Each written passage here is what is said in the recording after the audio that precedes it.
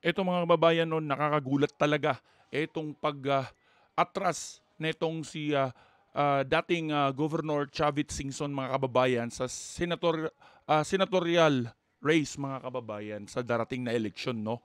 So eto ang tunay na dahilan mga kababayan 'no, sabay-sabay nating panoorin dahil, yun nga mga kababayan nakakabigla ang, pangyayaring ito kung saan nga'y, biglang umatras itong si, former Governor Chavit Singson mga kababayan. At ito ang tunay na dahilan mga kababayan. Una sa lahat, maraming salamat po sa inyong suporta, pagmamahal at tiwala. Ramdam ko po ang inyong pagmamalasakit at inyong patuloy na paniniwala sa akin. Nakulang ko si Chavit Singson na suporta sa na pinakita nyo. candidate mga kababayan. Alam ko na po sa puso ko, panalo na po ako.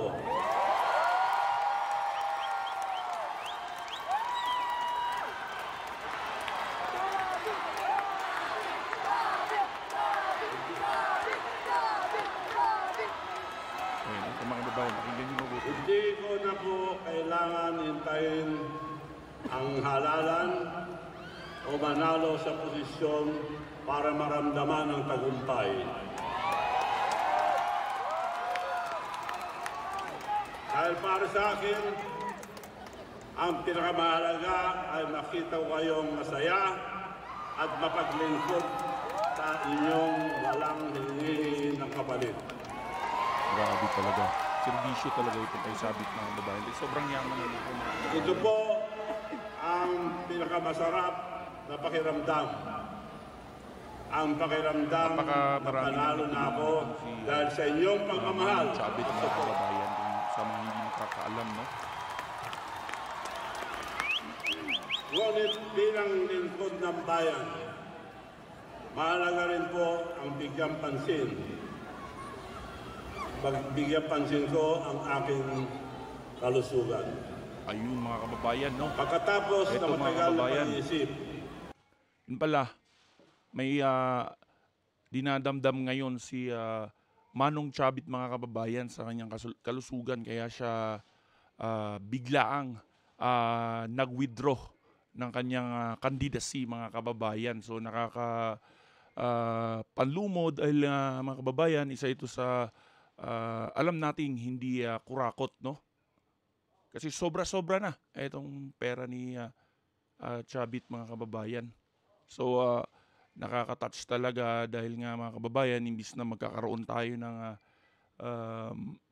tapat na maglilingkod sa bayan ay umatras pa mga kababayan dahil sa kadahilan ng ito mga kababayan. pinatawag ko po ang aking pamilya at ang mga mahal sa buhay.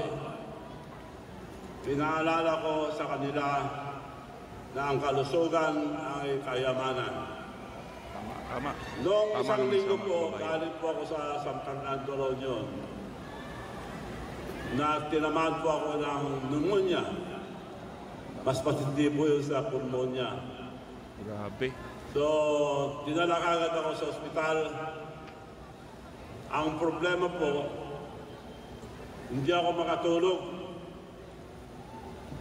Lahat ng klase ng sleeping pills binigay sa akin. And I think mas Lahat. magkaedad lang ata sila ni dating Hindi President rin po ako Duterte or mas makatulog. matanda pa itong mga kababayan. No? Pang-apat na araw. Kaya ang ginawa mga doktor, dinala ako sa emergency room at sasaksakan na ako ng pampatulog. Tsak, natulog ka, sabi sa akin. Dinala po ako ron. Sinaksakan ng pampatulog. Ganun pa rin. Hindi ako makatulog. So, tinawagan ko yung doktor, tawagan yung doktor ako. Hindi pa rin ako makatulog ako. Pumunta ang mga doktor, nagkomplikasyon daw ang mga binibigay na gamot sa akin at yung pampatulog na binigay sa aking katawan. So hinto muna, sabi nila, tinanggal lahat ng malinagay. Pwede bang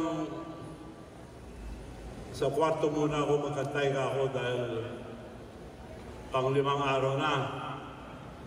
May naalala ko, dahil tuwing linggo po may Bible study sa bahay at nagbabasa rin ako ng Biblia, palagi kong nakikita. Nagbabasa ng Biblia pala itong si Manong Chapit, mga kababayan. Isipin nyo, trillionaire to, ano, mga kababayan, siya sa pinakamayaman sa Pilipinas. Nagbabasa pa rin ng Biblia, mga kababayan, no?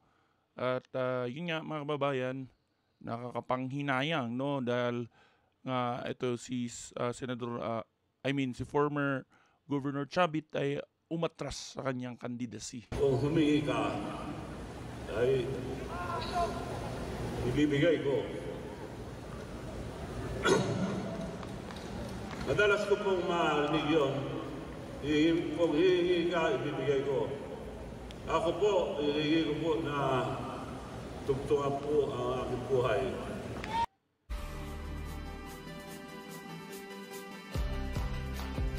Grabe.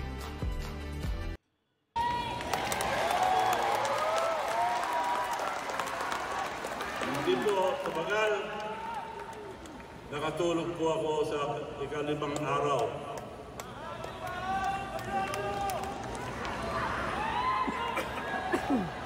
At pangalawang gabi, nakatulog na rin ako. Kaya ako, huwag nyo nang ibasa yan, ako na magbasa. At ako mismo ang haharap sa aking kababayan. May nabasa po ako kanina bago pumunta dito. Positions are temporary. Ranks and titles are limited.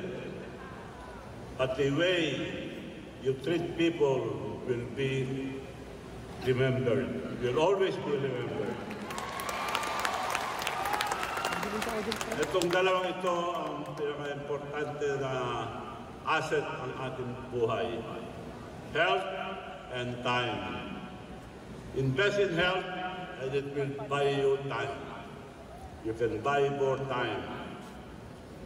So mga kaibigan, mahalaga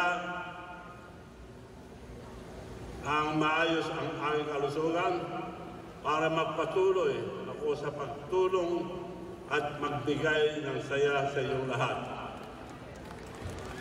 Kaya matapos, Kababayan, no? Itong si Manong Chavit kasi, kahit na hindi na ito tatakbong politiko, ay tumutulong na talaga ito, mga kababayan. Hindi niya kailangan na maupo sa isang posisyon sa gobyerno para lang makapagpaabot ng tulong. Dahil ito, tapat talaga ito, mga kababayan. Para ito sila Senador Manny Pacquiao, no? Na tumutulong talaga, mga kababayan, galing sa bulsa nila. Hindi katulad ng iba dyang mga politiko na ginagamit ang pondo ng bayan sa pansariling interes, kinukurap, mga kababayan, no? So, ito, mga kababayan, nakakaano talaga na mahabang umatras pag-isip, itong si Senador ang desisyon ko former po, Governor Chavit Singson. hindi na po ako tutuloy sa aking kandidatura sa Senado. Hindi na siya tutuloy, mga kababayan. Hindi po biro ang pangkampanya, lalo na ang trabaho ang isang senador kung talaga magtatrabaho. At ayaw ko pong ipilit kung aking kalusugan ang maaaring magdusa. Sa totoo lang, tumakas na ako sa ospital dahil ayaw nila akong palabasin. Nagamot nila yung pneumonia, pero kailangan ko raw mahabang panahon ng pahinga. Ngunit gusto ko po kayong makausap na personal. Gusto ko pong makapaglingkod sa inyo ng buong puso at buong lakas. Kaya pinabuti kong unahin muna ang aking pagpapalakas upang mas lalo pa akong makatulong at makapaglingkod sa inyong lahat. Kumakas lang po ako. Nandito pa ang mga Christmas tree. At lalagyan ng gamot at kung ano-ano sasaksak pa rin. Tumakas lang ako sa Manong Chavit mga kababayan, no? babalik din ako agad. Grabe.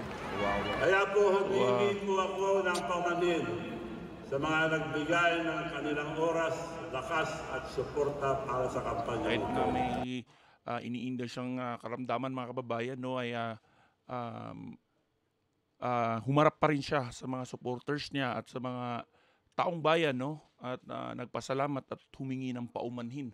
Napakaano talaga nitong si Manong Chavit mga kababayan. So nakakapanghinayang, pero yung mga kababayan, Tayo pagdasal po na lang natin itong si Manong Chavit sa kanyang kalusugan, no, mga kababayan, na may gumaling siya sa lalong madaling panahon. ay isa sa mga pinakamataas na inakyat ng mga survey sa isang malaking talon. 11% sa loob lamang ng isang buwan. Tayo din po ay isa sa pinakamataas na tinalon sa numero ng followers, ang number of Kasi nga, mulat engagements. na ang taong bayan, no, kung sino yung mga kurap at hindi. Etong si Manong Chavit kasi, katulad nito si Senador Manny Pacquiao, no, na galing talaga sa bulsa yung pinangtutulong nila, hindi kung galing sa pondo ng bayan, no, mga kababayan. So yung mga kababayan, hanggang dun lang muna itong ating reaction video. At anong masasabi nyo kay Manong Chavit sa kanyang sitwasyon ngayon mga kababayan, at sa kanyang pag-atras sa pagka senador,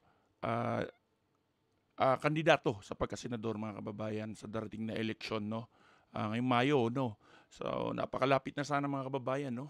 So kung ano masasabi mo dyan mga kababayan sa kanyang pag-atras at sa kanyang kalusugan, i-comment mo lang yan sa comment section para mapag-usapan natin sa next video nating i-upload, at para na rin mabasa ng maraming Pilipino saan mang sulok ng mundo. Maraming salamat mga kababayan, hanggang sa susunod natin na reaction video.